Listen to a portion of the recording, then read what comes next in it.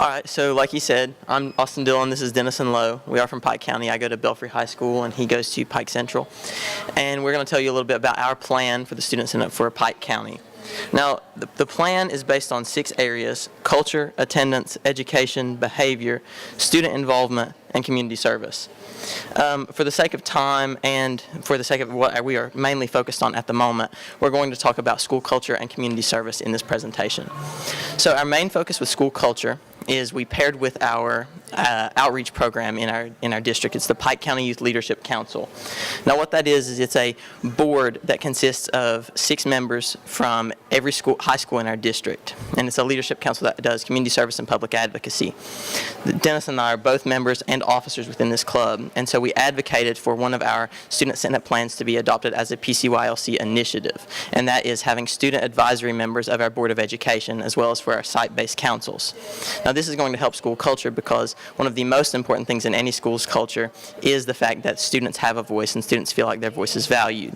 So currently we are working with our superintendent and with our board members to present a proposal at the next board meeting to adopt having these members put on this advisory council. We'll have one member from every school that will serve as a board member without voting privileges, and that's what we'll be working for in terms of school culture. Now Dennison's going to talk to you a little bit about community service, and then we'll move on to some other things. How y'all doing this evening?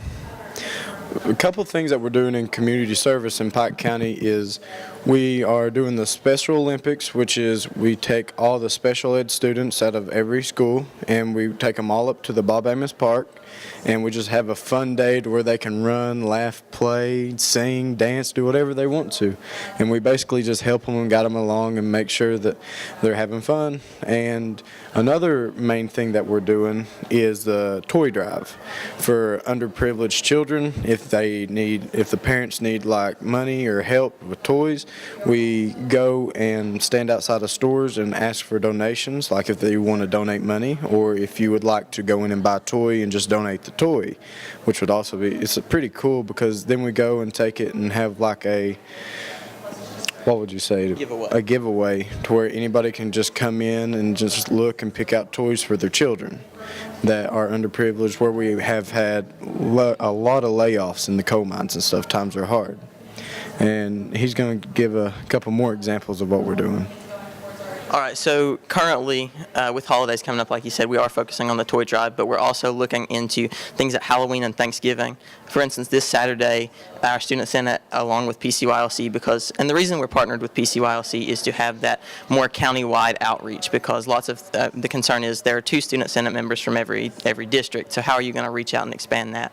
We had a pre-existing council, the Pike County Youth Leadership Council. We're both involved with that, so that's what we use. And this Saturday, actually, we have the ASPCA Zombie Run. It's a 5K, and it's here, actually, on Main Street. And so we will actually be coming and dressed up as zombies to help raise funds for the ASPCA. And along with, they're normally, what would you say, about 30 to 50 members that come to that. We have 30 to 50 students from every high school in the county that come to this. We also are doing Thanksgiving food baskets coming up. And then we normally help with the Nightmare on Main Street here, but I'm not sure if we're helping with that this year. We're typically asked to come and help with that. One year we did a haunted house involving that as well. We make hospice stockings.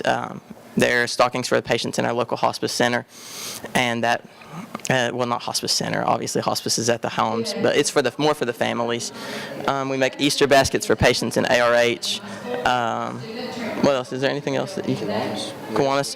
The Kiwanis Fall Festival that was here a couple weeks ago, we help with that. We take pictures of students, of younger kids with there's normally a princess set up, and we help raise money for the Kiwanis Society, and then all the funds raised from that go back into the community for the children.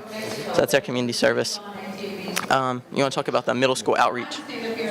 We also, in our school culture, we're trying to incorporate our middle schools into the whole system too. So we're going to send out interview sheets to all the middle schools, and they're going to pick their 2 top students to where they will come in and actually sit through our full council meetings that we have paired with PCYLC with, and they are also going to come to a board meeting just to get like the feel of things, because they are the future of us. So we want to get that planted in their heads of what to do and how to lead along with everything else. So that's what we're planning on incorporating middle schools with.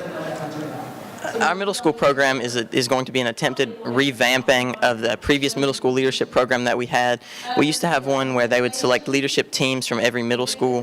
They only had it for 1 year. That was my 8th grade year, and I had an opportunity to be involved with that. So we're wanting that reinstated, but we want it to be better and more closely involved with PCYLC and working with us on our community service initiatives. Are there any questions about our plan and about how we plan to execute some of these things? If this was a success, did the hands-on actually? If not, Right there. oh, right. Students to be on the student council. Okay, so PCYLC is open to everybody. We give out applications at the school level for our full council, and then the pre-existing board of directors members will select students to apply for the board for their opening positions, and then our officer team from last year will interview these new members that are oncoming and decide whether or not who we want on our new board. So that's what we do with that. Our officers are done by election of the board of directors. Dennison is the treasurer, and I'm the president of PCYLC currently.